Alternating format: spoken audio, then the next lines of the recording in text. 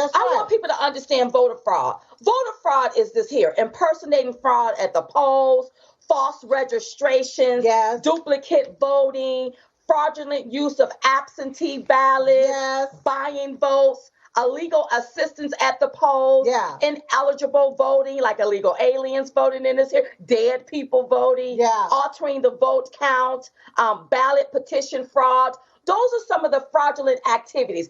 And if any of those activities took place in this election, that is voter fraud. That's right. Now, That's there's a difference between voter fraud and election fraud. I just explained voter fraud, but election fraud is when you talk about the system. The system. Like the systems that's being used and how the votes are tabulated and how the votes was pulled from Donald Trump and given to Biden. That's the fraud inside of the system. That's right. So it's two things that we look like we're fighting here. It is. It's voter fraud and election fraud. So then that brings me to two questions that I have. I want to know, what was the legal reason for stopping the voting on election night? You know that everything all of a sudden came to a screeching halt. Right. You know, there was no natural disasters. There was no war or no act of terrorism. Was the machines broken?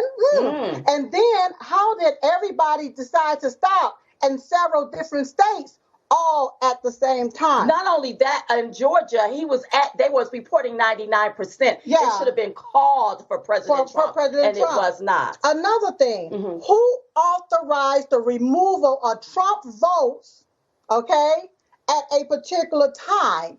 The votes that was allocated to Trump. So, you know, when they're counting the votes, those votes are tallying up their additions. They're being added. But according to the timestamp entries from the New York Times, who got their data information from Addison Research, in Pennsylvania on November the 3rd at 11:08 p.m., President Trump all of a sudden lost 17,877 votes. It was removed from his count, while at the same time, Biden gained 17,930 votes.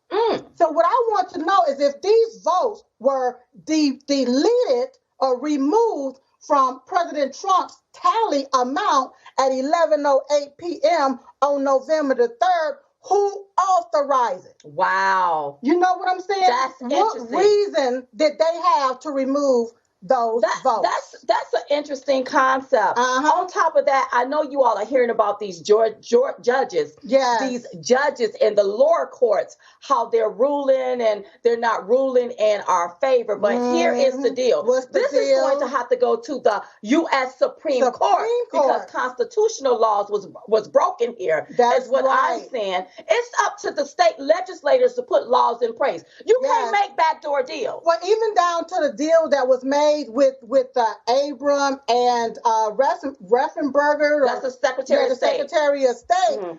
The state legislator is not the one that approved that. That was not done under the state legislator. Right. That was done under the election board. Right. That makes this here whole thing null and void. That's really. right. It's illegal. It's illegal. It's illegal. Yeah. And with these judges, if they're not bringing enough, if an affidavit or hundreds of affidavits is not enough evidence, how about you bring in the millions of ballots and let's view the ballots let's distinguish which ones are real and which ones are fake. Because all you got to do, if this is a ballot right here, all I got to do is look at it and then I pass it 5 feet over so it can get 6 feet to you so that you can now see the back. To make sure it's accurate. That's all we have to do. That's all we asking for is fairness here. And we want to make sure that the integrity of our elections are intact. That's right.